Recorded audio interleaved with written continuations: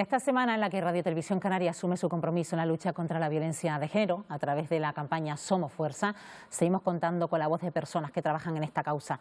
También desde el plano judicial vamos a saludar a María Auxiliadora Díaz, que es magistrada del Juzgado de Violencia contra la Mujer número 2 de Las Palmas de Gran Canaria. Señora Díaz, ¿qué tal? Muy buenos días. Muy buenos días. Bueno, estamos atravesando momentos complicados, los tiempos de pandemia han sido muy difíciles para muchas mujeres. También lo estamos viendo en la erupción de la isla de La Palma, señora Díaz. Están destapando casos de violencia de género que son preocupantes. ¿Qué está pasando? Bueno, pues que el tema de la violencia de género, como hemos dicho en numerosas ocasiones, es un tema totalmente estructural, de tal manera que existe, es decir, con independencia de las circunstancias que concurran, es algo que no va a desaparecer, sino que existe todavía en nuestra sociedad y sobre todo los datos que tenemos a la luz, muchos de ellos son ínfimos en el sentido de que existe como una especie de bolsa de mujeres que todavía no se han decidido a manifestar que se encuentran dentro de ese ámbito de violencia de género. Y este año, desgraciadamente, pues hemos oído hablar con más fuerza que nunca de la violencia vicaria por la muerte de las niñas Ana y Olivia, un tipo de violencia que ha estado ahí, pero ¿por qué nos da la sensación de que ha pasado desapercibida hasta ahora? Bueno, porque todo el tema relativo a los niños y niñas que se encuentran expuestos a la violencia de género, pues nos encontramos que son totalmente invisibles a los ojos de nuestra sociedad. Hemos entendido durante muchísimo tiempo, a pesar de que el legislador nos venía diciendo ya desde el año 2010 y desde el año 2015 de que teníamos que atender a proteger a esos niños y niñas que se encontraban expuestos, repito, la sociedad era totalmente tolerante con este tipo de violencia, entendiendo de que eso era un conflicto entre progenitores y que por lo tanto esos niños y niñas tenían la obligación de tener contacto con su padre agresor. Ha habido un cambio gracias a la ley 8/2021 en la que ya el legislador ha puesto la mano sobre la mesa y ha dicho que a partir de ahora eso nada, es decir, que es necesario separar a esos niños y niñas de ese ámbito de la violencia para que puedan vivir en un clima libre de toda violencia, porque el hecho solo de la paternidad por sí sola no puede suponer el hecho de tener un régimen de visita con un padre, sino será este padre el que tendrá que acreditar que tiene habilidades parentales para poder estar con su hijo en un entorno seguro. Además, debe ser duro para un niño o una niña presenciar quizás una discusión, una pelea entre los progenitores donde se le amenaza a la madre con quitarle la vida a su hijo, ¿no? Debe ser aterrador. Sí, sí, es aterrador, repito, esto viene sucediendo desde hace muchísimo tiempo, la visibilización empezó con el caso Bretón y después ya posteriormente nos hemos encontrado pues con el caso de Tenerife y posteriormente con el de Barcelona. Yo creo que la ley acaba de incorporar, esta ley 8/21, la necesidad de entender de que efectivamente la violencia vicaria, violencia de género y como tal tiene que ser objeto de protección. Eso ha dado lugar a una modificación de la propia Ley Orgánica de Protección Integral, extendiéndola no solamente a los niños y niñas, sino también a aquella violencia que se ejerce sobre los familiares o allegados también menores de edad. Es decir, ha sido una ampliación de ese concepto, no solamente a los niños y niñas habidos dentro de esa relación de pareja. Eso quiere Yo creo decir que es bastante importante, ¿no?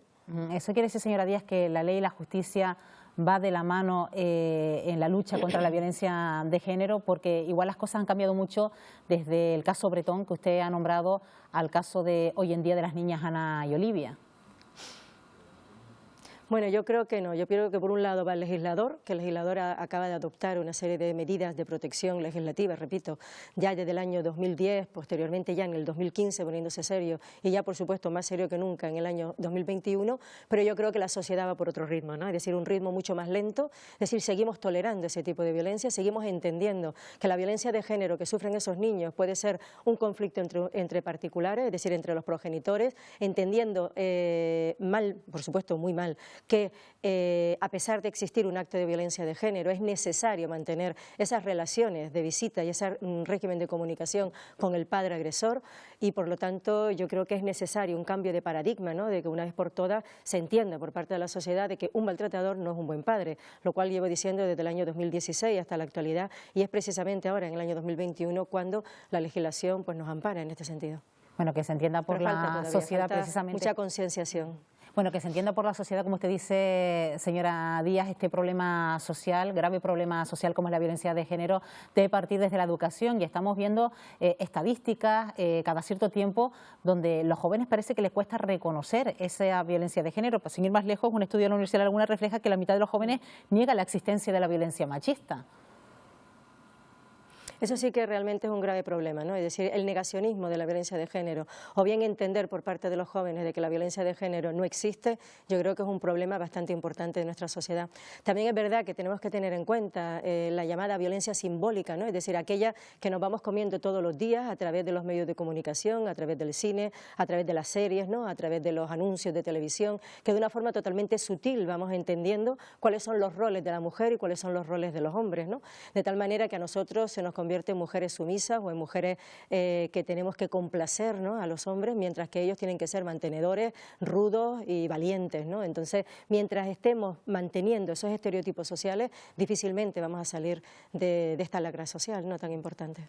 Decía usted al comienzo que todavía existe una bolsa quizás de mujeres que no se atreven a dar ese paso de denunciar. Todavía quizás hay cierta desconfianza por parte de ese colectivo de mujeres que no esperan protección y a lo mejor no encuentran la necesaria.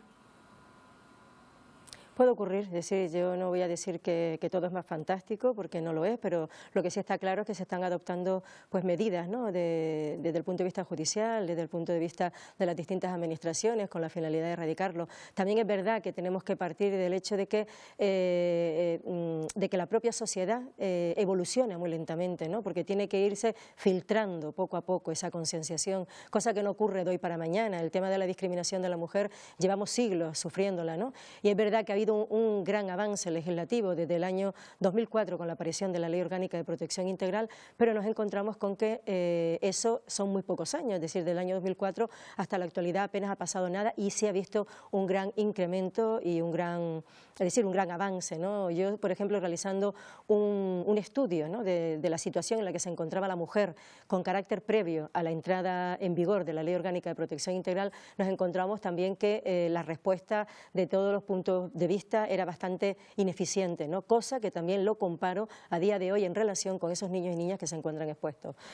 Porque efectivamente, si nos vamos a los datos del Consejo General del Poder Judicial, apenas un 3% a través de la orden de protección, que es el mecanismo más inmediato que tenemos para proteger, apenas se da un 3% y en relación con otro tipo de medidas apenas llega al 1%, lo cual es comparable a la situación en la que se encontraba la mujer en el año 2003. Es verdad que a partir del año 2004 hasta la actualidad ha habido un gran avance como consecuencia de la concienciación de la sociedad y de la formación por parte de todos los operadores jurídicos. Yo creo que ahora estamos en ese camino de concienciar a la sociedad y de esa formación de los distintos operadores jurídicos para dar una mejor respuesta a esos niños y niñas, ¿no? Por lo tanto, esperemos que no tarde más todo el tiempo que ha tardado la Ley de Protección Integral, ¿no?, de dar esa respuesta y que seamos, por lo tanto, mucho más rápidos en ese sentido. Yo soy bastante optimista en ese sentido y creo que sí, que se hará, pero repito, es muy importante la concienciación social. Si no hay concienciación social, ¿vale?, pues no podemos, por mucha norma que nos vayan a poner, después será difícilmente aplicable y por lo tanto entendible por la sociedad.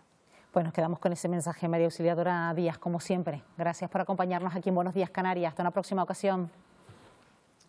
Muchísimas gracias y buen día.